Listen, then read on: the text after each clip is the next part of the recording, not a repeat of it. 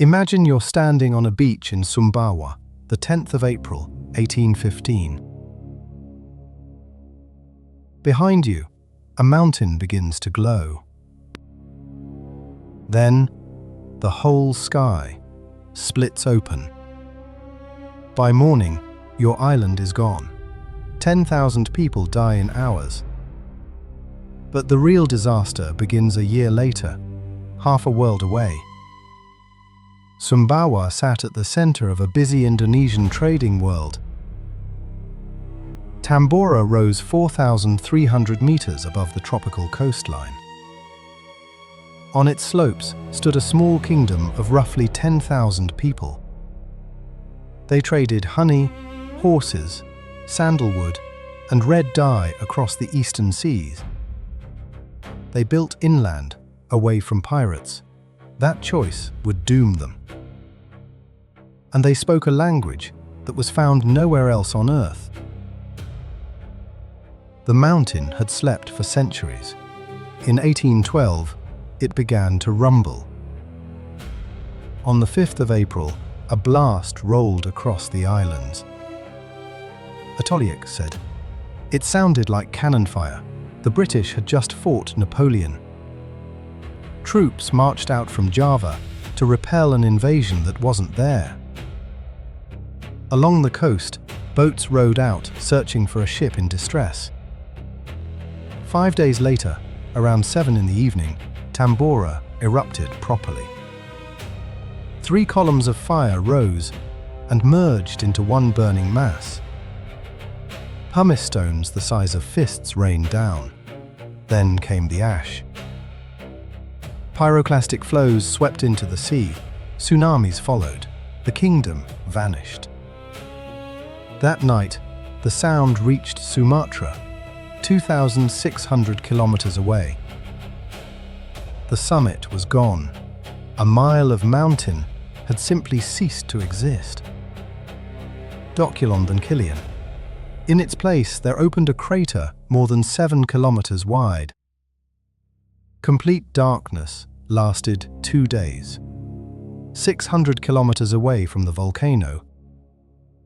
The eruption killed 10,000. Hunger and disease killed tens of thousands more. In 2004, archaeologists dug through 3 meters of ash to a house. Inside, bronze bowls, iron tools, and 2 bodies turned to charcoal. The Tambora language survives only in a list of about 50 words. The ash fell back to Earth within weeks. The sulfur did not. Roughly 150 cubic kilometers of material had been thrown skyward. Sulfur gas climbed into the stratosphere and turned into a fine haze. That haze spread around the planet, reflecting sunlight back into space. Global temperatures fell by roughly half a degree. It sounds like nothing. But in New England, summer ran 6 degrees below normal. Crops died. Europe had just ended, 20 years of war. Peace promised good harvests. Instead came cold rain. In Geneva, it fell on 130 days. Rivers flooded. Grain rotted in the fields. Bread prices doubled, then tripled. Picture a family sowing in spring, watching frost take the harvest. By autumn, the barn is empty, and winter is still coming. Food riots broke out in Britain, France, and across the German states. Switzerland declared a national emergency. Deaths outnumbered births for 2 straight years. Germans called the year that followed simply the Year of the Beggar. That same summer, on Lake Geneva, 5 travelers were trapped indoors. Lord Byron had rented a villa. The weather refused to let them out. Mary Godwin was 18. Percy Shelley was with her. So was Byron's doctor. Storms lit the lake night after night. Boredom turned into something darker. On the 16th of June, Byron read them German ghost stories aloud. Then he proposed a contest. Each of them would write a horror tale. Mary dreamed of a man assembling a creature. She began writing Frankenstein. Byron's own fragment became the vampire. Modern horror was born that week. Across the Atlantic, New England was living through its own strange year. Snow fell in June, frost returned in July, and again in August. Corn never ripened. Farmers watched fields blacken 3 times in one season. Across New England, they called it 1800 and froze to death. Families abandoned the farms their grandfathers had cleared and pushed west instead. They filled Ohio, Indiana, and Illinois. Indiana became a state that December. In southwest China, Yunnan lost its rice harvest 3 years running. Families ate white clay.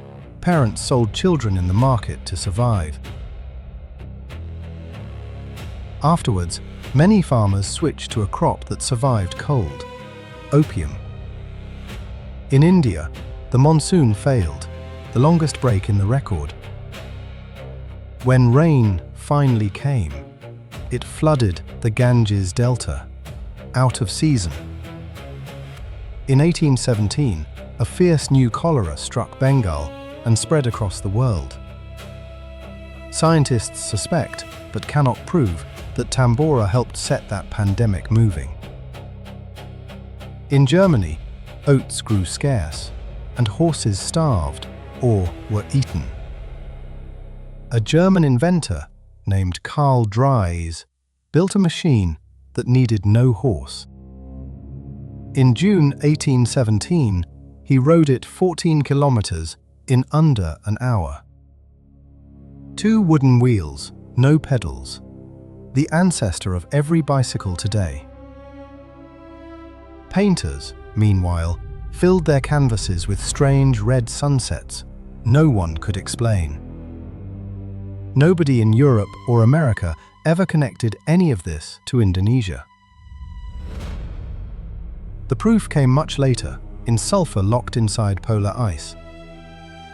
And it had happened before. In 536, the sun dimmed for 18 months. 200 people live at Tambora today. None descend from the Old Kingdom. History isn't something you read, it's something you witness. Subscribe and witness it.